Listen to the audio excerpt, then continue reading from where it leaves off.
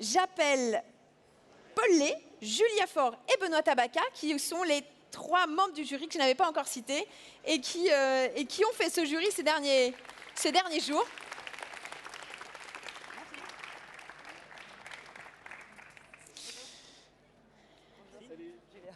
Salut Paul. Alors, on va commencer... je vais m'asseoir.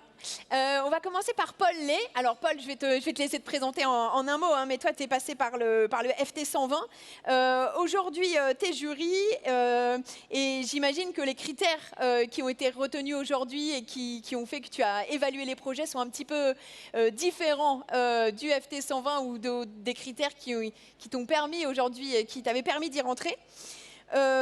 Donc, en quoi ils étaient orthogonaux ou finalement pas si différents des classements auxquels tu avais l'habitude de participer? Déjà, la base est la même, c'est-à-dire on va regarder un business, et un business intéressant et il a de l'impact, s'il dure dans le temps, donc déjà si le business model est bon, ça c'est une première chose. Et évidemment, ça change aussi parce qu'on va regarder de plus près si ce business-là est capable de changer et avoir de l'impact environnemental ou social dans le temps, et s'il est déjà by design préparé pour ça. Voilà, c'est les vecteurs de sélection qu'on a eus. Ça change par rapport au FT 120. Et du coup, dans l'appréciation, est-ce que tu as l'impression aujourd'hui que ces KPI que tu as regardés peuvent être des KPI regardés par tous les investisseurs, ou est-ce que ça reste des KPI aujourd'hui de niche? C'est des capitaux de plus en plus par des investisseurs, mais les investisseurs sont quand même là pour mettre de l'argent au travail et redonner de l'argent à leur LP. Mais de plus en plus, l'impact est important dans leur choix, puisqu'ils ont une start-up est là pour, on va caricaturer le trait, mais presque, changer le monde. Donc ils utilisent aussi cet argent-là pour changer un bout de notre quotidien. Et aujourd'hui, on est obligé de changer notre quotidien avec des fonctions, avec des notions d'impact social ou de climat. Donc l'argent qui est mis au travail par les investisseurs va aussi un peu dans l'impact, et c'est beaucoup mieux. Et les LP le demandent. Super, merci beaucoup. Julia, finalement, on a voulu présenter avec Impact 40 un nouveau modèle de réussite. Est-ce que pour toi, ce nouveau modèle, voilà, sur lequel on est presque tous d'accord ici sur cette scène pour dire que ça pourrait devenir un modèle dominant, est-ce que tu penses qu'on est sur ce chemin et qu'on va pouvoir avoir des générations d'entrepreneurs qui voudront réussir et brandir leurs indicateurs d'impact plutôt que leur niveau de levée de fonds? Je pense qu'il y a quelque chose qui a changé par rapport au moment où moi j'ai entrepris, qui était 2017, où vraiment les seuls modèles c'était Elon Musk et Jeff Bezos, quoi. Enfin, il y avait un truc où notre écosystème ne respectait que la thune et la croissance. C'était assez, peu importe ce que ça détruisait, mais toutes les boîtes autour de moi, moi j'étais à Station F, elles s'appelaient le Uber de quelque chose.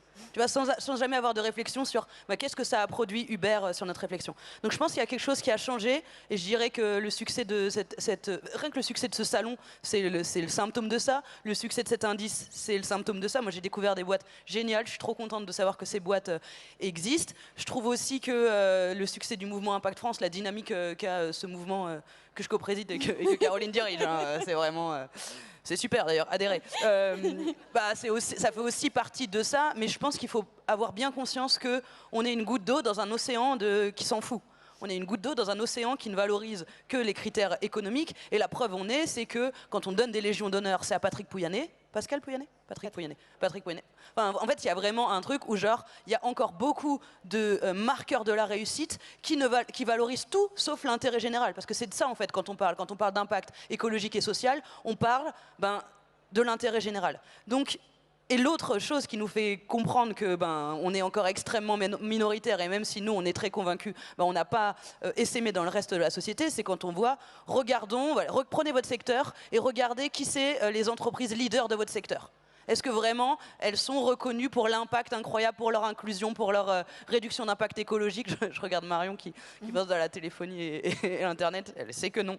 Donc il y a quelque chose qu'il faut avoir en tête, c'est qu'on est extrêmement minoritaire, et on est extrêmement minoritaire parce que le marché actuellement, comme il ne valorise que la croissance, la compétitivité, l'argent, favorise les entreprises qui s'inquiètent le moins de ces questions sociales et écologiques. Parce que, et si vous êtes entrepreneur, vous le savez, à chaque fois que vous essayez de faire quelque chose de bien, ça vous fait perdre quelques points de compétitivité par rapport à vos concurrents. Après, il faut faire les choses avec honnêteté. Je déjà te couper la parole. Non, mais ça me touche quand tu parles d'impact social.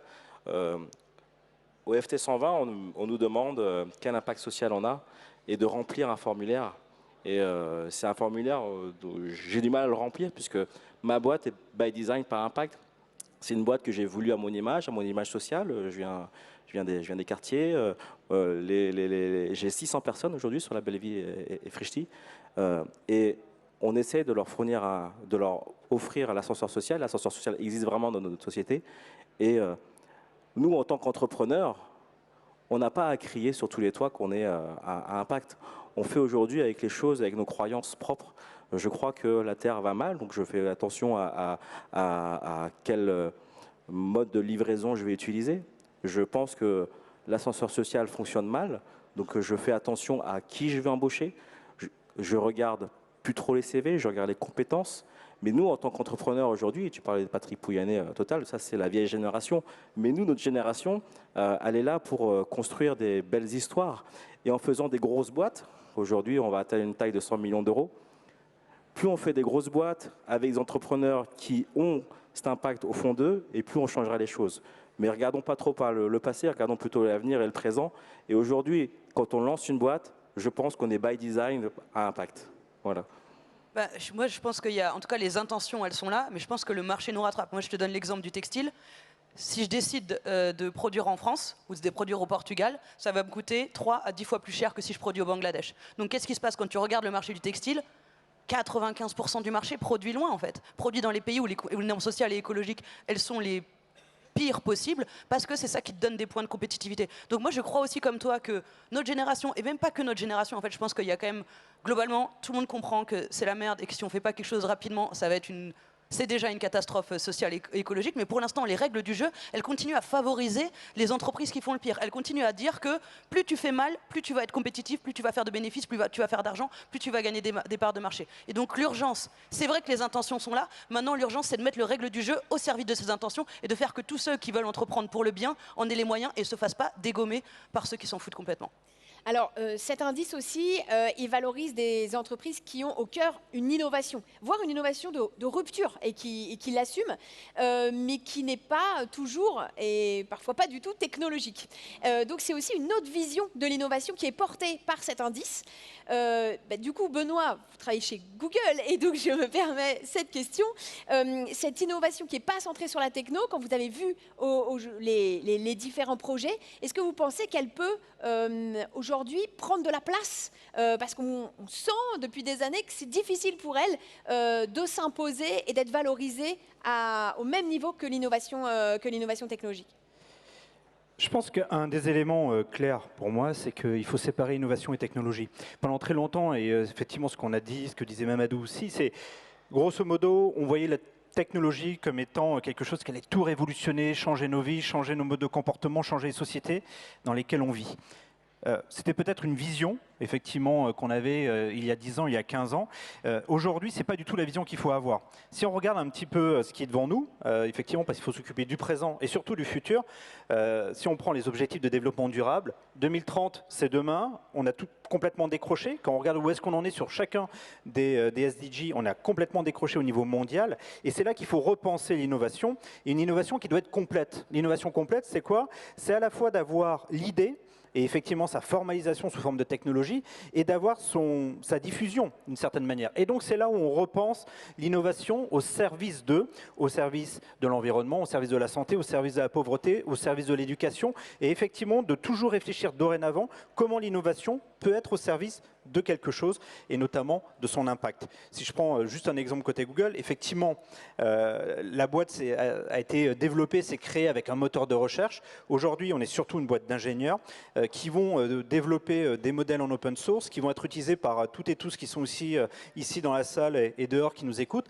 et effectivement qui vont développer, par exemple avec AlphaFold, la capacité de pouvoir développer des nouveaux composants qui vont permettre d'aller grignoter les morceaux de particules de plastique dans les océans, ou qui vont peut-être inventer demain des nouveaux médicaments. Et c'est ça qu'il faut réfléchir, c'est comment la technologie est au service d'eux.